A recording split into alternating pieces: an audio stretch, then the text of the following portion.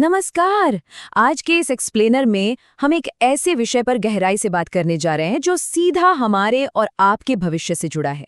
पानी, दुनिया की सबसे गंभीर और चुनौतीपूर्ण संसाधन समस्याओं में से एक। भारत का जल संकट और उसे सुलझाने का ये पूरा सफर सच मानिए किसी थ्रिलर से कम नहीं है। तो चलिए शुरू करते हैं। अब जरा शुरुआत में ही इस विशाल विरोधाभास को देखिए। भारत में हर साल औसतन 4000 बिलियन क्यूबिक मीटर बारिश होती है। ये एक बहुत ही विशाल आंकड़ा है, लेकिन समस्या क्या है? भंडारण की कमी और हमारी भौगोलिक सीमाओं के कारण वास्तव में हम केवल 1100 बिलियन क्यूबिक मीटर पानी का ही इस्तेमाल कर पाते हैं। और यही वो भारी अंतर है जो हमारी आज की इस पूरी चर्चा का आधार तय करता है। इस उलझे हुए विषय को हम इन 5 अहम हिस्सों में डिकोड करेंगे। पहला, विशाल जल विरोधाभास। दूसरा, तेजी से सिकुड़ता संसाधन। तीसरा, उपलब्धता के बजाय गवर्नेंस की चुनौती। चौथा, पॉलिसी मॉडल में आ रहा बदलाव। और अंत में, एक सस्टेनेबल और लचीला सिस्टम कैसे बनाया जाए। तो आइए अपने पहले बिंदु से शुरुआत करते हैं, द ग्रेट वाटर पैराडॉक्स, यानी बारिश के आंकड़ों और हमारी जमीनी हकीकत के बीच का ये सबसे बड़ा विरोधाभास। जरा सोचिए, पूरी दुनिया की कुल आबादी का करीब 18% हिस्सा अकेले हमारे भारत में रहता है। ये कोई छोटा मोटा आंकड़ा नहीं है। इतने विशाल जनमानस की प्यास बुझाना, खेती और उद्योगों की जरूरतें पूरी करना अपने आप में एक भयंकर चुनौती है। और यहीं पर आता है सबसे बड़ा झटका।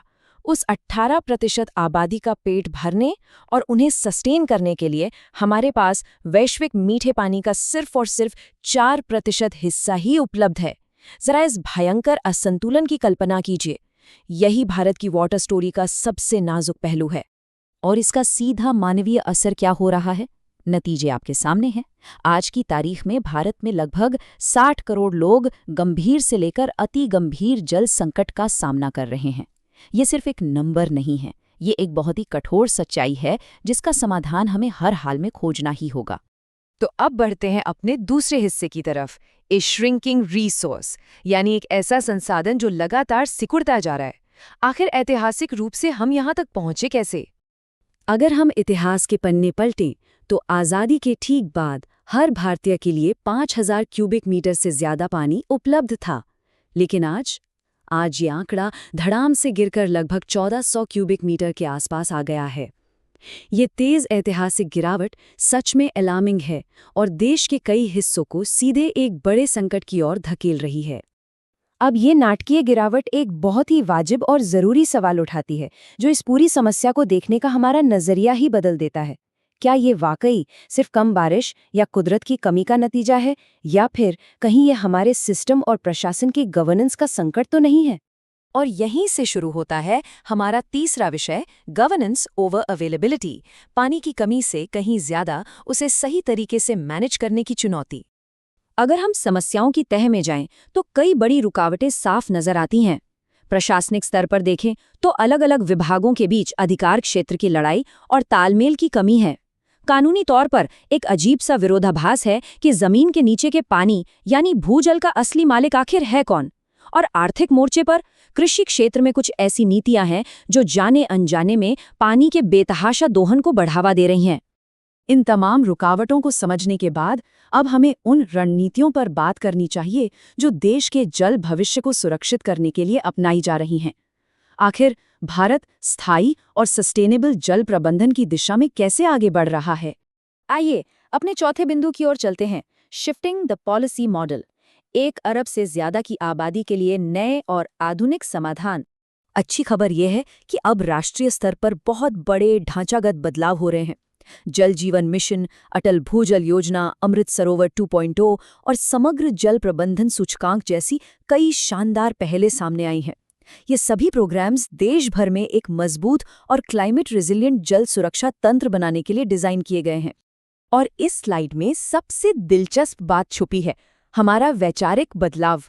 हमने उस पुरानी साइलो वाली इंजीनियरिंग सोच को पीछे छोड़ दिया है, जहां हर कोई अलग थलग काम करता था।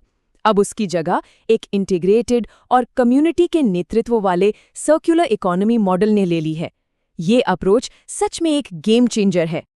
ये नया और मॉडर्न गवर्नेंस मॉडल 3 बहुत ही क्रिटिकल स्टेप्स पर टिका है। पहला, डिजिटल इन्फॉर्मेटिक्स का इस्तेमाल करना। दूसरा, पानी के रीयूज को लेकर सर्कुलर अर्थव्यवस्थाएं बनाना।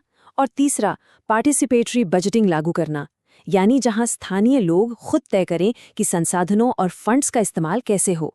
इससे ग्राउंड लेवल पर काम करने का पूरा तरीका ही आधुनिकीकृत हो रहा है। अब हम आ गए हैं अपने अंतिम पड़ाव पर, अचीविंग सिस्टेमिक रेजिलियंस, यानी भविष्य का वो दृष्टिकोण जहां हमारा पूरा सिस्टम किसी भी संकट को झेलने के लिए तैयार हो। भविष्य की इस तस्वीर का एक बहुत बड़ा हिस्सा है वाटर एनर्जी फूड नेक्सस को साधना। इसका सीधा सा मतलब ये है कि हमें पानी, बिजली और खेती के बीच एक परफेक्ट बैलेंस बनाना होगा। सस्टेनेबल गवर्नेंस के लिए ये बेहद जरूरी है कि भोजन या बिजली उगाने के चक्कर में हम अपना सारा पानी ही न सुखा दें। और इन सारे सुधारों की असली कामयाबी किस पर टिकी है? हाइड्रो सॉलिडैरिटी, यानी जल एकजुटता पर।